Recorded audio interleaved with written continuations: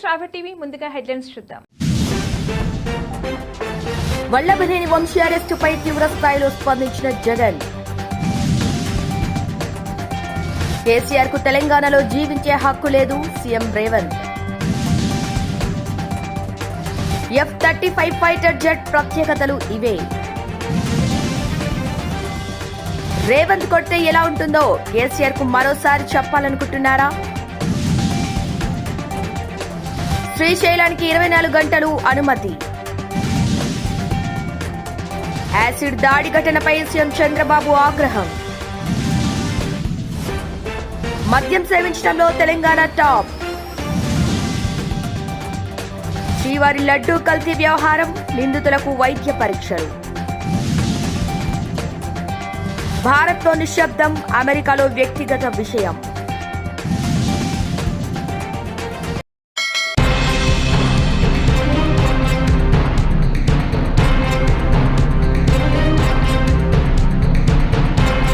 గన్నవరం మాజీ MLA Vallabhaneni Vamsi అరెస్టుపై YCP అధినేత జగన్ తీవ్రస్థాయిలో స్పందించారు. వంశీ అరెస్టును తీవ్రంగా ఖండిస్తున్నట్టు తెలిపారు. రాష్ట్రంలో చట్టానికి న్యాయానికి స్థానం లేకుండా పోయిందని విమర్శించారు. తీవ్ర అధికార దుర్వినియోగానికి పాల్పడుతూ రెడ్ బుక్ రాజ్యాంగాన్ని అమలు చేస్తున్నారని మండిపడ్డారు. అక్రమ అరెస్టులతో అసలు రాజ్యాంగానికి తూట్లు పొడుస్తున్నారని జగన్ సోషల్ మీడియా వేదికగా ధ్వజమెత్తారు. వంశీ భద్రతకు ఎలాంటి సమస్య వచ్చినా కూటమి ప్రభుత్వమే బాధ్యత వహించాలని హెచ్చరించారు. మాజీ ఎమ్మెల్యే వల్లభనేని వంశీ వ్యవహారంలో చంద్రబాబు కూటమి ప్రభుత్వం వ్యవహరిస్తున్న తీరు అత్యంత అన్యాయంగా ఉంది.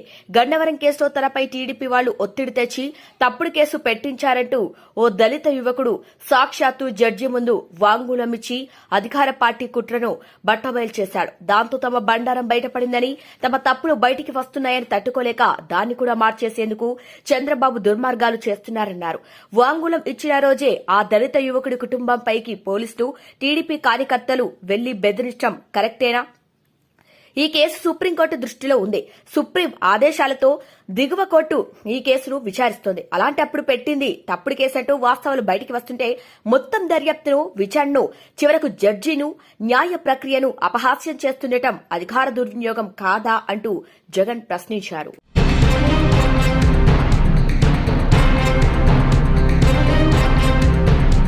మాజీ సీఎం కేసీఆర్ లాంటి వాళ్లు తెలిసి ఒళ్లుబలిసి కులగణనలో పాల్గొనలేదని సీఎం రేవంత్ తీవ్ర వ్యాఖ్యలు చేశారు.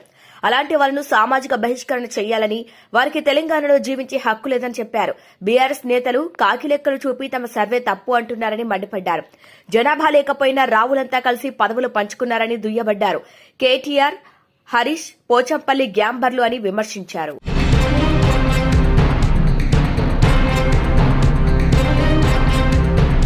దక్షిణ భారతదేశంలో అత్యధికంగా మద్యం సేవించే రాష్ట్రాల్లో తెలంగాణ అగ్రస్థానంలో ఉందని కేంద్ర మంత్రి అసుప్రియా పటేల్ రాజ్యసభలో వెల్లడించారు. అయితే మద్యం తాగేవారి శాతం తగ్గిందని మంత్రి తెలిపారు.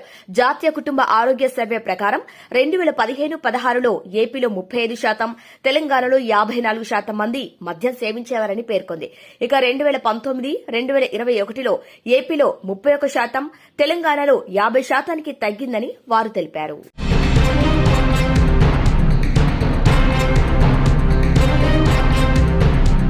అన్నమయ్య జిల్లా గుర్రంకొండ ప్యారంపల్లిలో యువతిపై యాసిడ్ దాడిని సీఎం చంద్రబాబు ఖండించారు. నిందితుడిపై కఠిన చర్యలు సీఎం ఆదేశించారు. అయితే యువతికి మెరుగైన వైద్యం అందించేందుకు చర్యలు తీసుకోవాలని అధికారులకు సూచించారు. ఇక బాధిత కుటుంబానికి ప్రభుత్వం అండగా ఉంటుందని సీఎం భరోసా ఇచ్చారు.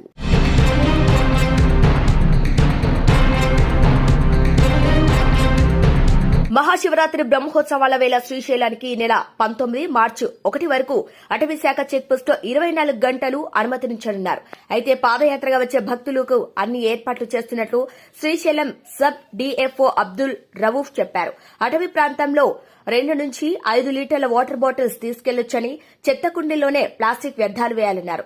సాధారణ రోజుల్లో రాత్రి 9 గంటల నుంచి ఉదయం 6 గంటల వరకు శ్రీశైలానికి రోడ్డు మార్గంలో అనుమతించారు.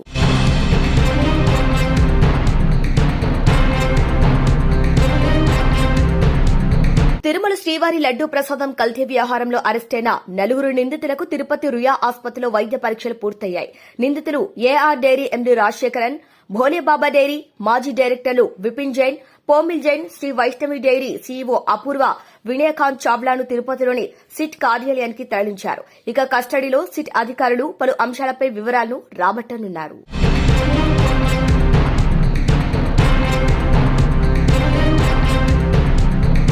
గౌతమ్ అదానీ లంచం కేసును అమెరికాలో వ్యక్తిగత విషయంగా అభివర్ణించడంపై కాంగ్రెస్ అగ్రనేత రాహుల్ గాంధీ మోదీపై తీవ్ర విమర్శలు చేశారు. మీరు భారతదేశంలో ప్రశ్నలు అడిగితే నిశ్శబ్దంగా ఉంటారు, మీరు విదేశాల్లో అడిగితే అది వ్యక్తిగత విషయమంటారు. అమెరికాలో కూడా మోదీజీ అదానీ అవినీతిని కప్పిపుచ్చారని రాహుల్ ట్వీట్ చేశారు.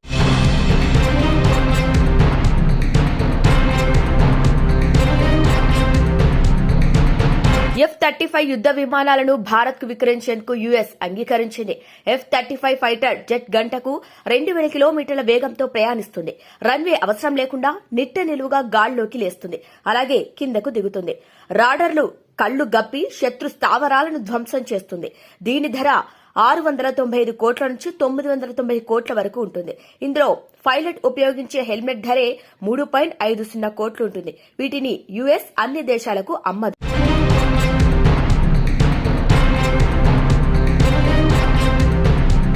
ఏడాదిగా మంత్రివర్గ విస్తరణపై రేవంత్ సైలెంట్ గా ఉంది. బీఆర్ఎస్ ను దెబ్బతీసేందుకేనా? ఎవరెన్ని విమర్శలు చేసినా వ్యూహంలో భాగంగానే రేవంత్ మౌనం వహించారా అంటే అవునని సమాధానం వస్తుంది. నేను కొడితే మామూలుగా ఉండదు, ఉట్టిగా కొట్టడం నాకు రాదంటూ ఫామ్ హౌస్ లో హెచ్చరికలు చేసిన బీఆర్ఎస్ చీఫ్ కేసీఆర్ కు మరోసారి తన సత్తా ఏంటో చూపించేందుకు సీఎం రేవంత్ ప్రణాళికలు రచిస్తున్నట్టు తెలుస్తోంది. కేసీఆర్ కాదు, తాను కొడితే ఎలా ఉంటుందో రుచి చూపించాలని ఫిక్స్ అయినట్లు సమాచారం. అందుకోసం బీఆర్ఎస్ ఎల్పీ విమానంపై కన్నేసినట్లు పొలిటికల్ సర్కిల్లో ప్రచారం జరుగుతోంది. పార్టీ ఫిరాయింపు ఎమ్మెల్యేల వివాదం ప్రస్తుతం సుప్రీంకోర్టులో ఉంది. ఈ ఎమ్మెల్యేలపై ఎప్పటి వరకు చర్యలు తీసుకుంటారో చెప్పాలని స్పీకర్ను సుప్రీంకోర్టు ఆదేశించడంతో ఇక ఉప ఎన్నికలు తథ్యమంటూ బీఆర్ఎస్ వాయిస్ రైజ్ చేస్తోంది. దీంతో పార్టీ ఫిరాయింపు ఎమ్మెల్యేలోనూ ఓ రకమైన నిస్తేజం కనిపిస్తుంది. బీఆర్ఎస్ దూకుడు పెంచుతున్న నేపథ్యంలో వారికి చెక్ పెట్టేందుకు రేవంత్ తనదైన వ్యూహాల్లో నిమగ్నమైన తెలుస్తోంది. పార్టీ ఫిరాయింపు అంశాల్లో ఎలాంటి న్యాయపరమైన అవరోధాలు లేకుండా ఉండేలా బీఆర్ఎస్ ఎల్పీని విలీనం చేసుకునేలా యంత్రాంగం నడిపిస్తున్నట్టు తెలుస్తోంది. నగరానికి చెందిన ఓ మాజీ మంత్రి ద్వారా సంప్రదింపులు కొనసాగుతున్నాయని సమాచారం.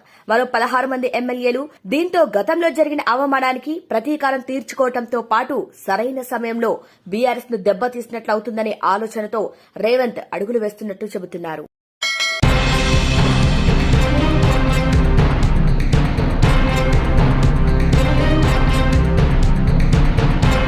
బులెటిన్ హెడ్లైన్స్ మరొకసారి. వల్లభనేని వంశీ అరెస్టుపై తీవ్ర స్థాయిలో స్పందించిన జగన్. కేసీఆర్ కు తెలంగాణలో జీవించే హక్కు లేదు, CM Revanth. F-35 fighter jet ప్రత్యేకతలు ఇవే. రేవంత్ కొడితే ఎలా ఉంటుందో కేసీఆర్ కు మరోసారి చెప్పాలనుకుంటున్నారా? శ్రీశైలానికి 24 గంటలు అనుమతి. యాసిడ్ దాడి ఘటనపై సీఎం చంద్రబాబు ఆగ్రహం. మద్యం సేవించడంలో తెలంగాణ టాప్. శ్రీవారి లడ్డూ కల్తీ వ్యవహారం, నిందితులకు వైద్య పరీక్షలు. భారత్లో నిశ్శబ్దం, అమెరికాలో వ్యక్తిగత విషయం. ఇవి వాళ్ళ బులెటిన్ అప్డేట్స్. కీప్ వాచింగ్ స్ట్రాబె టీవీ.